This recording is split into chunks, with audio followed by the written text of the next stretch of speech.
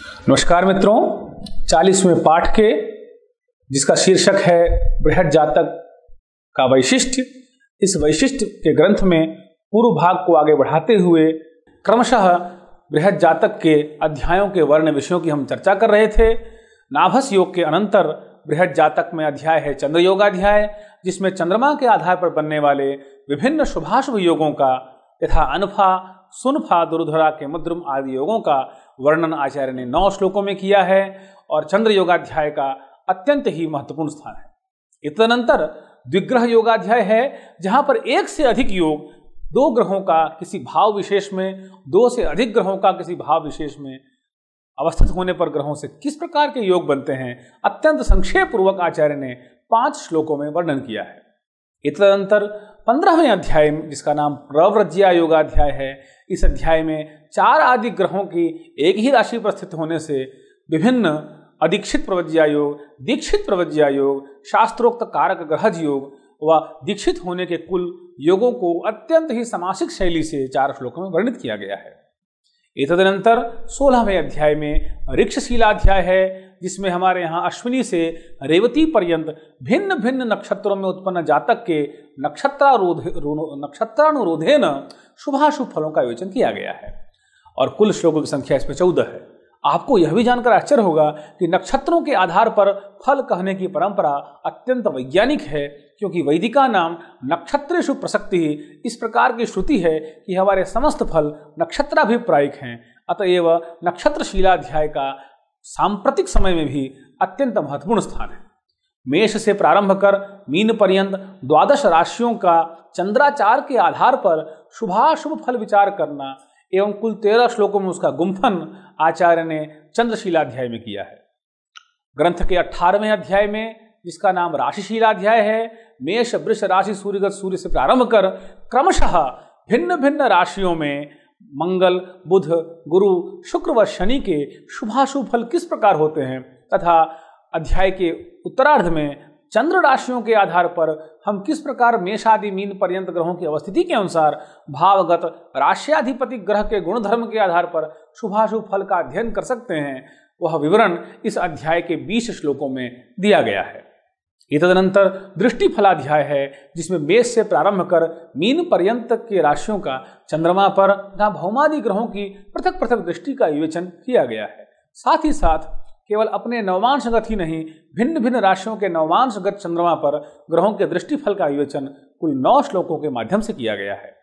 अध्याय ग्रंथ के 20वें अध्याय, जिसका नाम भावाध्याय है, इस अध्याय में सूर्यादि 7 ग्रहों की लग्नादि 12 भावों में पृथक पृथक स्थिति से उत्पन्न होने वाले शुभाशुभ फलों का विवेचन और अत्यंत सूक्ष्मता से इनके उच्च नीच मित्रामित्र दृष्टि के आधार पर जिन शुभाशुभ फलों की निष्पत्ति होती है उनका विवेचन 11 श्लोकों के माध्यम से आचार्य ने किया है।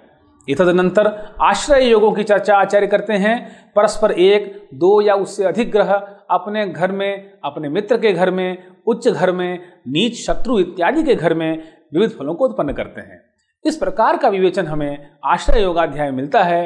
यथा उदाहरण के लिए कुंभ लग्न उत्पन्न जातक का विशेष वर्णन, सम विषम होरा राशिगत ग्रहों का अपने मित्र या द्रेषगानगत चंद्रमा का, मेषादि नवांशोत्पन्न जातक का, मंगल व शनि ग्रह का अपने त्रिंशांशगत स्थिति, बृहस्पति बुध से अपने त्रिंशांश की स्थिति अथवा शुक्र और मंगल की अपने त्रिंशांश से स्थिति अथवा भौमादि ग्रहों की अपने त्रिंशांश में क्या स्थिति है, इसके आधार पर शुभाशुभ विवेचन इस अध्याय में 10 श्लोकों के माध्यम से किया गया है। तदनंतर हमारे सामने आता है प्रकीर्ण अध्याय। प्रकीर्ण मतलब मिश्रित अध्याय। अपने नाम के अनुरूप यह अध्याय मिश्रित है और इस अध्याय में विभिन्न विषयों का मिश्रण प्राप्त होता है, जिसमें ग्रहों की परस्पर कारक संज्ञा, किस भाव का कारक कौन ग्रह है, किस भाव की कारकता, किस भाव का भावजन्य फल की प्रभावकता किस ग्रह में है, उसका प्रयोजन, सुखोदय कारक होने से राशियों की आदि, मध्य और अंतिम सीमा पर उनके ग्रहों के शुभाशुभ फलों का वर्णन 6 श्लोकों के माध्यम से इस प्रकीर्ण नामक अध्याय में किया गया है। तदनंतर अनिष्टाध्याय है, जिसमें 17 श्लोक हैं और इसमें जातक, स्त्री और स्त्री पुत्र रहित स्त्री, स्त्री की मृत्यु, अंगहीन स्त्री के लक्षण और अन्य वंशक्षय कारक योग, अनिष्ट योगों की चर्चा इसमें की गई है। साथ ही साथ अगले अध्याय जो स्त्री जात का अध्याय है, वर्तमान में भी आप इसके अध्ययन और इसके अध्ययन की शाखाएं प्रस्फुटित हो रही हैं। इसमें स्त्री जातक के स्वरूप के साथ साथ बुध शुक्र क्षेत्रगत लग्न, गुरु और शनि में से विभिन्न प्रकार के फल, शुभाशुभ पति का विचार, पति त्यक्ता स्त्री का विचार, वैधव्यादि योगों का विचार, कुमारी अवस्था में वृद्धत्व का विचार, सौभाग्यशाली योग, दुर्भाग्यशाली योग, वैधव्यादि योगों का विवेचन तथा स्त्री जातक संबंधी विविध जिज्ञासाओं का विवेचन कुल 16 श्लोकों के माध्यम से किया गया है। तदनंतर 25वां अध्याय नैर्याणिका अध्याय है, जिसका विशेषतया विवेचन बृहद जातक में प्रथम बार मिलता है। अन्यान्य ग्रंथों में इस नाम से अध्याय बृहद जातक के बाद में ही प्राप्त होते हैं। कुल 15 श्लोकों से युक्त इस प्रकरण में अष्टम भाव से मरण कारक ग्रहों का योग, विविध धातु आदि के विचार, विविध घातादि विचार तथा मृत्यु योग के अनंतर मृत्यु भूमि जल, मृत्यु भूमि पर या जल पर या वायु में तथा मृत शरीर की क्या स्थिति होगी तथा उत्पन्न पूर्व जातक की स्थिति तथा मृत्यु के पश्चात जातक की स्थिति की क्या गति होगी, इसका विवेचन इस नैर्याणिका अध्याय में कुल 15 श्लोकों में किया गया है। तदनंतर बहुत ही अत्यंत प्रासंगिक एवं विशिष्ट अध्याय नष्ट जात का अध्याय है।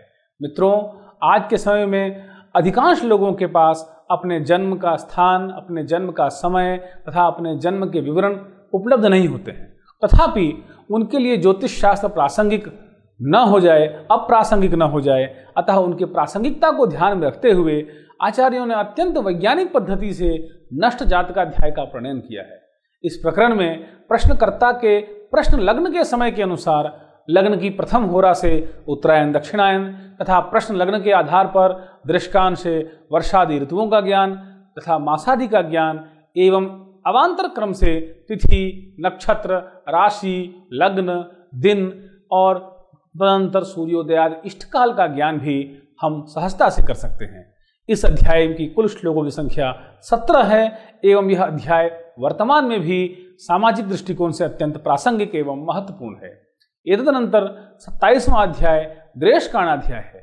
दृष्कान अर्थात राशि के तीसरे भाग को हमारे यहाँ दृष्कान कहा गया है। दृष्कान अर्थात विभिन्न एक लग्न के तीसरे भाग को करके जब हम सूक्ष्मतया विचार करते हैं तो दृष्कान का विचार किया जाता है। लग्नादि द्वादश भावों के 36 संबंधों के आधार पर दृष्कान में व्यक्ति के जन्म की आकृति, गुण कर्म के आधार पर दृष्कान का विचार किया गया है। तथा अंतिम अध्याय उपसंहाराध्याय है, जिस अध्याय में त्रिस्कंध ज्योतिष के विविध विषयों को उल्लिखित करने के उपरांत आचार्य वराह मिहिर ने इस ग्रंथ में अपना संपूर्ण विवरण दिया है। वस्तुतः वराह मिहिर की रचनाएं पंचसिद्धांतिका, बृहत संहिता, विवाह पटल या बृहद जातक इत्यादि ग्रंथों को हम अगर एक साथ रखें और वराह मिहिर के उल्लेख को देखें तो बृहद जातक के उपसंहाराध्याय में वराह मिहिर अपना वर्णन करते हैं। इस उपसंहाराध्याय के आधार पर यह निर्णय किया जाता है यह ग्रंथ संभवतः आचार्य का अंतिम ग्रंथ रहा हो या प्रथम ग्रंथ रहा हो। यह भी कहा जा सकता है कि ज्योतिष शास्त्र में रचित अपने ग्रंथों के समस्त ग्रंथों का उल्लेख आचार्य ने इस ग्रंथ में किया है। आचार्य ने ग्रंथ में लेखक, अध्येता तथा अध्यापक के भ्रम से उत्पन्न त्रुटियों का निराकरण करने के लिए भी कहा है तथा शोध की दृष्टिकोण से भी यह अध्याय महत्वपूर्ण है। प्रायः ज्योतिष शास्त्र के विविध आचार्यों के दिग्देश काल के विषय में भ्रम की स्थिति को देखते हुए आचार्य ने स्पष्टतया अपने स्थान का, अपने काल का, अपने पिता का तथा अपनी गुरु परंपरा का इस अध्याय में उल्लेख किया है। अध्याय के 9वें एवं 10वें श्लोक में आचार्य ने अपना संक्षिप्त इतिवृत्त भी दिया है। आचार्य ने इस ग्रंथ में सूर्यादि ग्रहों के, वशिष्ठादि मुनियों के तथा अपने गुरु एवं पिता को प्रणाम करते हुए ग्रंथ को पूर्णता प्रदान की है। इस प्रकार यह ग्रंथ कुल 28 अध्यायों में 429 श्लोकों में आबद्ध है और कुल मिलाकर यह जातक स्कंध का अत्यंत विशिष्ट और एक अनुपम, अपने आप में एक अद्वितीय ग्रंथ है। ग्रंथ के कलेवर को इस प्रकार आप देख सकते हैं, क्रमशः उनके अध्यायों की संख्या और क्रमशः दक्षिण भाग में उनके श्लोकों की संख्या रखी गई है। प्रथम अध्याय से प्रारंभ कर, राशि प्रभेदाध्याय से प्रारंभ कर निरंतर बढ़ते हुए क्रम में कुल 28 अध्याय और जिनमें कुल श्लोकों की संख्या 429 हो जाती है। इस प्रकार हमारे पास बृहद जातक का एक कलेवर प्राप्त होता है। वैशिष्ट्य के दृष्टिकोण से यदि हम देखें तो बृहद जातक को वैशिष्ट्य के हम विविध आयामों पर रख सकते हैं। इसका अपना ऐतिहासिक वैशिष्ट्य है, इसका अपना विषयगत वैशिष्ट्य है, इसका अपना भाषागत वैशिष्ट्य है और ऐतिहासिक दृष्टिकोण से, विषयगत दृष्टिकोण से वैशिष्ट्य इसे अपने आप में अन्य ग्रंथों से विशिष्ट बनाता है। आगे हम चलें तो ऐतिहासिक के अंदर यह ग्रंथ अत्यंत मौलिक है और मौलिकता के साथ साथ यह ग्रंथ क्रमिक विषयों का विवेचन करता है। भाषा शैली के आधार पर इस ग्रंथ में समास व व्यास शैली का विवेचन किया गया है। प्राच्य पाश्चात्य ज्योतिष का समन्वय इसमें है और व्याख्यान पद्धति भी आचार्य की अत्यंत रमणीय है।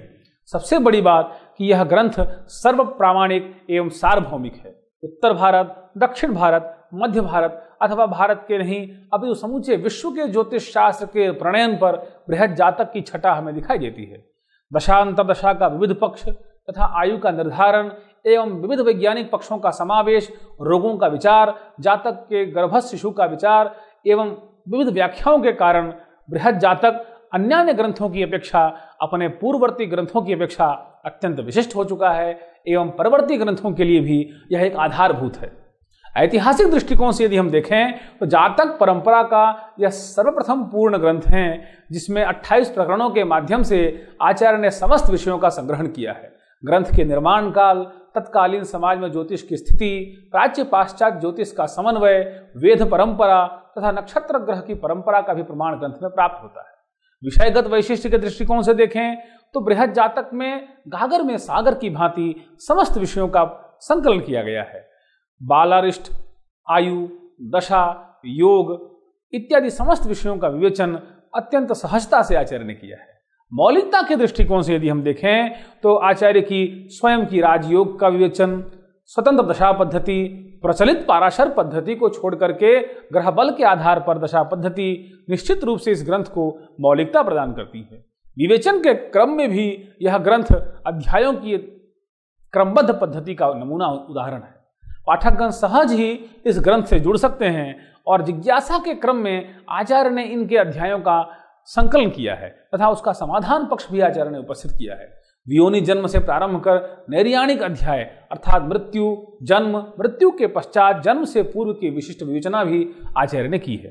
व्याख्यान शैली के दृष्टिकोण से यदि हम देखें तो समास शैली व व्यास शैली अर्थात विस्तृत तथ्यों को सूत्रात्मक एवं गूढ़ तत्वों को व्याख्यायित करके पल्लवित करने की जिस विधि का वर्णन आचार्य वराहमिहिर ने किया है वह निश्चित रूप से इस ग्रंथ को एक विशिष्ट स्वरूप प्रदान करती है।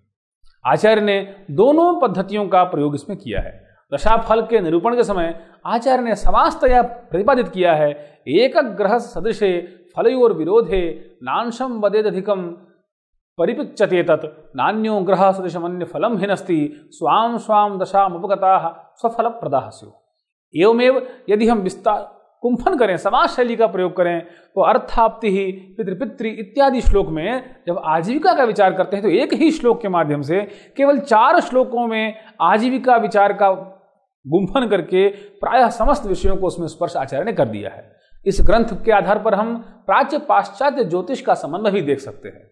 वराहमिहिर प्रणीत बृहद जातक में प्राच्य पाश्चात्य ज्योतिष का सुंदर समन्वय दिखाई देता है। वराहमिहिर ने यवनों एवं प्राचीन एवं पाश्चात्य, यवनों एवं भारतीयों के बीच एक सेतु का काम किया है। आचार्य वराहमिहिर कहते हैं, म्लेच्छा ही यवनास्तेषु सम्यक शास्त्रमिदं स्थितम ऋषिवत्ते भी पूज्यन्ते किम पुनर्दैव विद्विजः। इस प्रकार भिन्न भिन्न ग्रंथों के आधार पर, भिन्न भिन्न विषयों के आधार पर, भिन्न भिन्न मौलिकताओं के आधार पर यह ग्रंथ अपने आप में अन्य ग्रंथों की अपेक्षा अत्यंत विशिष्ट है। इसी क्रम में यदि हम आगे बढ़ें और विशिष्टताओं की चर्चा करें तो राशियों के नाम, ताजिक राशियों के नाम, क्रिय ताबुरी जितुम कुलीर इत्यादि श्लोक जिसमें जाताजिक ग्रंथों का प्रभाव भी हम देख सकते हैं, जिसकी चर्चा हमने पूर्व पाठ में की है कि भारतीय ज्योतिष में पाश्चात्य ज्योतिष एवं यवन ज्योतिष के भी शब्दों का प्रभाव हम इस ग्रंथ में देख सकते हैं। अर्थात आचार्य ने बिना किसी दुराग्रह के, जहां से उन्हें जिस प्रकार की उपलब्धता हुई, एक निष्पक्ष भाव से इस ग्रंथ को उन्होंने संकलित किया है। अंत में हम काव्य शैली के दृष्टिकोण से देखें तो ज्योतिष शास्त्र का जातक स्कंध, उसके इतने गूढ़ तत्वों को अत्यंत सुंदर छंदोबद्ध तरीके से आचार्य ने इसमें पिरोया है। तो आचार्य काव्य परंपरा के दृष्टिकोण से भी, काव्य शैली के दृष्टिकोण से भी, व्याख्यान के दृष्टिकोण से भी, छात्रों की बोध दृष्टिकोण से भी यह ग्रंथ अपने आप को सहज ही पाठक श्रेणी में अत्यंत ही आकर्षण का केंद्र बना चुका है। इसीलिए भारत के प्रायः सभी ज्योतिष शास्त्रीय पाठ्यक्रमों में बृहद जातक को नितांत अनिवार्य रूप से संकलित किया गया है। यहाँ तक कहा गया है कि जातक ग्रंथ के सबसे प्रामाणिक ग्रंथ को यदि आपको पढ़ना है तो बृहद जातक का अध्ययन आप आद्योपांत कर सकते हैं। वस्तुतः ऐतिहासिक कलेवर के अनंतर इस ग्रंथ की सबसे बड़ी विशेषता है कि यह प्रामाणिकता के आधार पर सर्व प्रामाणिक एवं सार्वभौमिक है, अर्थात सभी पूर्वाचार्य मतों का इसमें उल्लेख है और परवर्ती आचार्यों ने भी इसका पल्लवन किया है।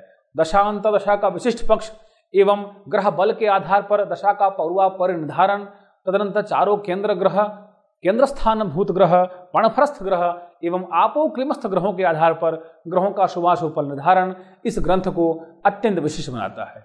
अतः सारांशतः हम यह कह सकते हैं कि यह ग्रंथ ऐतिहासिकता की दृष्टि से, आयुर्वेद की दृष्टि से, चिकित्सा की दृष्टि से, वैज्ञानिक पक्षों को अपने आप में समेटे होने की दृष्टि से, भाषा की दृष्टि से, विषय शैली की दृष्टि से अत्यंत विशिष्ट स्थान रखता है, जिसका आप अनुभव स्वयं ही जब इस ग्रंथ को अध्ययन करेंगे, स्वयं इसकी व्याख्याओं को अध्ययन करेंगे और इसकी विशिष्टता में और महत्ता बढ़ जाती है जब इस ग्रंथ को आप देखेंगे। इस पर हिंदी, इंग्लिश, आंग्ल भाषा में, संस्कृत भाषा में बहुत ही सुंदर व्याख्याएं उपलब्ध होती हैं और भट्टोत्पल ने इस पर संस्कृत व्याख्या करके इस ग्रंथ को कालजयी एवं अनुपम बना दिया है। अतः यह ग्रंथ आप सभी के लिए महत्वपूर्ण हो, यह ग्रंथ आप सभी को लाभान्वित करे। इन्हीं शुभकामनाओं के साथ इस ग्रंथ के वैशिष्ट्य की विशेषता को हम यहीं पर विराम देते हैं। धन्यवाद।